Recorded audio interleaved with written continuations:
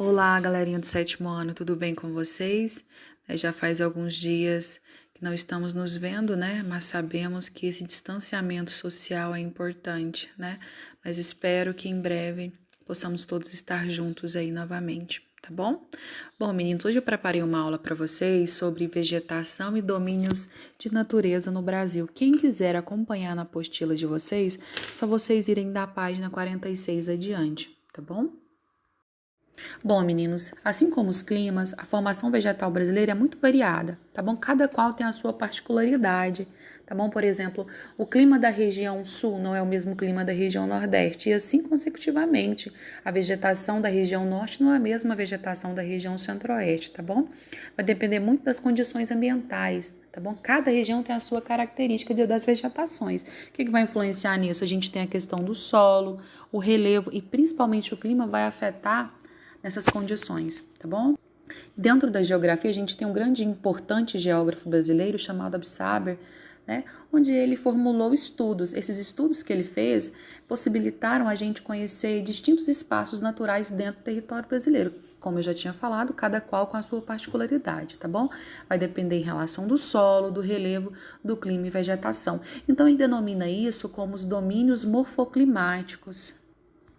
Então, de acordo com a Absaber, vai existir 6 grandes domínios principais no território brasileiro. A gente tem o domínio amazônico, do cerrado, mares de morros, das caatingas, das araucárias e das pradarias. Além, a gente tem também uma grande área considerada as faixas de transição, tá bom?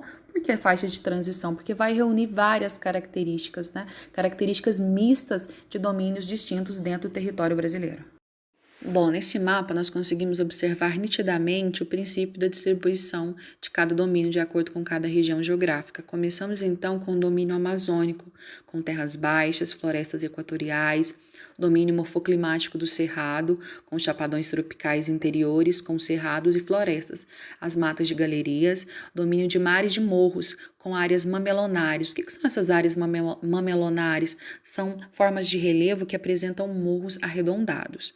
O domínio das caatingas, com depressões intermontanas e interplanáuticas semiáridas, o domínio das araucárias, com planaltos subtropicais, com araucárias, o domínio das pradarias ou coxilhas, né?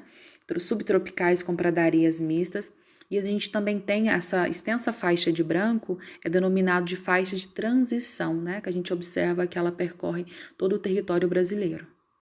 Agora nós vamos ver com mais detalhes cada um desses domínios. Começamos então pelo domínio amazônico, conhecido por sua exuberante riqueza natural.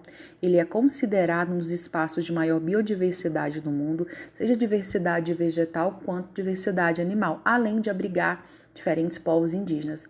A vegetação da Amazônia é denominada de floresta equatorial, em decorrência de quê? Do clima ser o clima equatorial e a proximidade à linha do Equador.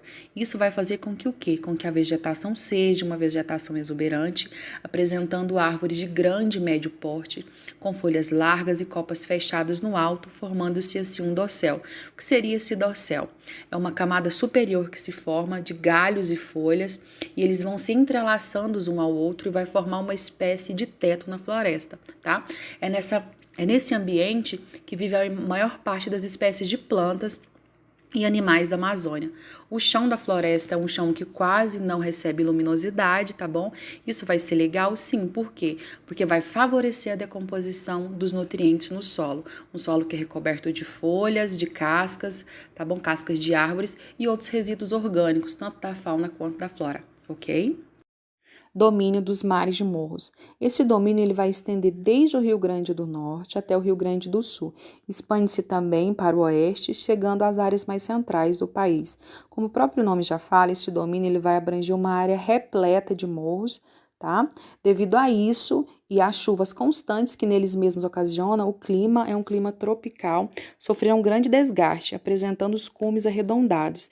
Esses cumes são recobertos por floresta tropical, no caso a Mata Atlântica, que vai apresentar uma vegetação de grande porte, por sua vez, é maior parte, né, na maioria das partes, embora não tão grande, claro, como a da floresta amazônica que a gente acabou de ver no slide atrás. Esse domínio ele foi o primeiro a ser explorado por mão não indígena, né?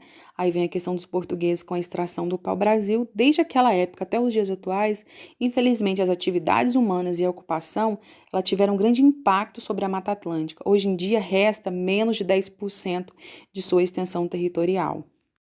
Domínio das araucárias. Ele ocorre nas áreas de Planalto nos estados do Sul, no Paraná, Santa Catarina e no Rio Grande do Sul. O clima que predomina é o clima subtropical, o que vai resultar em temperaturas amenas durante a maior parte do ano.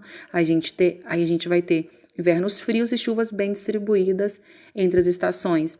A vegetação característica desse domínio é a floresta ombrófila mista ou a mata das araucárias, que são espécies de grande altura, e a semente é muito apreciada, o pinhão. É muito apreciada não só pelas pessoas da região sul, né? Mas por outras regiões também. E apesar do predomínio das araucárias, ainda temos áreas de campo, né? Campo como a vegetação rasteira, que vai influenciar também a característica do solo daquele domínio. Domínio da Caatinga. Ele abrange o sertão do Nordeste e parte de Minas Gerais, em áreas de planaltos e depressões. O clima é um clima semiárido, com volume de chuva em geral baixo, né? Há anos de seca em que a chuva não ocorre. A vegetação ela não apresenta um grande porte, ela vai se desenvolver em solos ricos em nutrientes. As plantas, como os cactos, conhecida também por xerófitas, elas têm estratégias para reduzir a perda de água por transpiração, né? É o que acontece com suas folhas em forma de espinhos. Essas plantas, elas armazenam água nos caules, né, para sua sobrevivência. Infelizmente, o desmatamento nesse domínio, né, dessa vegetação, pode desencadear um processo chamado de desertificação antrópica, tá bom?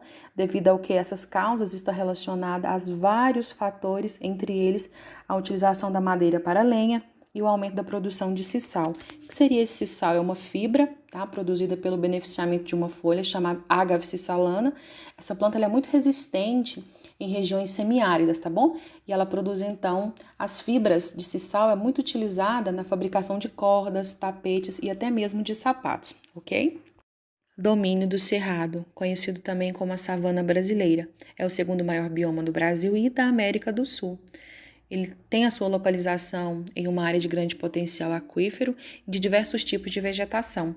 Ele abrange cerca de 22% de todo o território brasileiro, o que equivale aproximadamente a 200 milhões de quilômetros quadrados.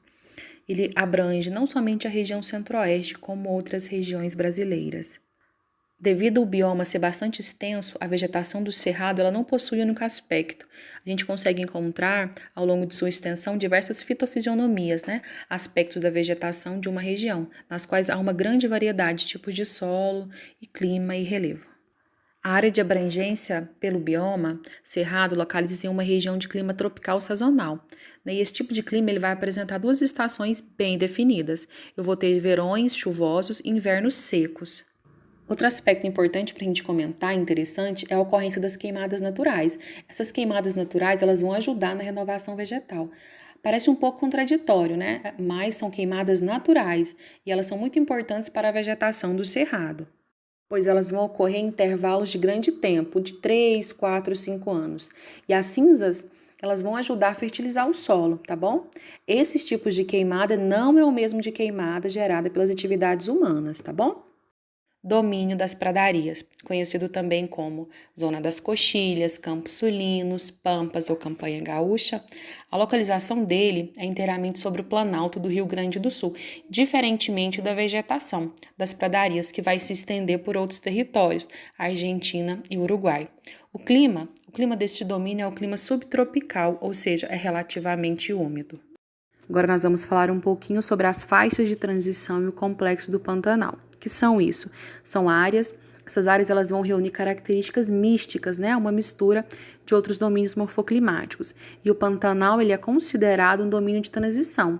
Porém, a diversidade de espécies que apresenta vai garantir ele um lugar de destaque.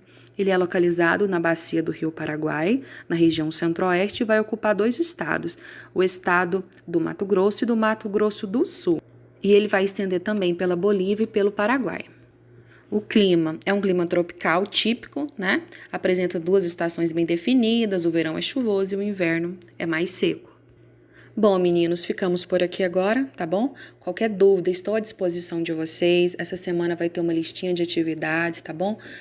não entendeu alguma coisa, pode falar, tá? Tô aqui para ajudar todos, tá bom? Beijo, fica com Deus.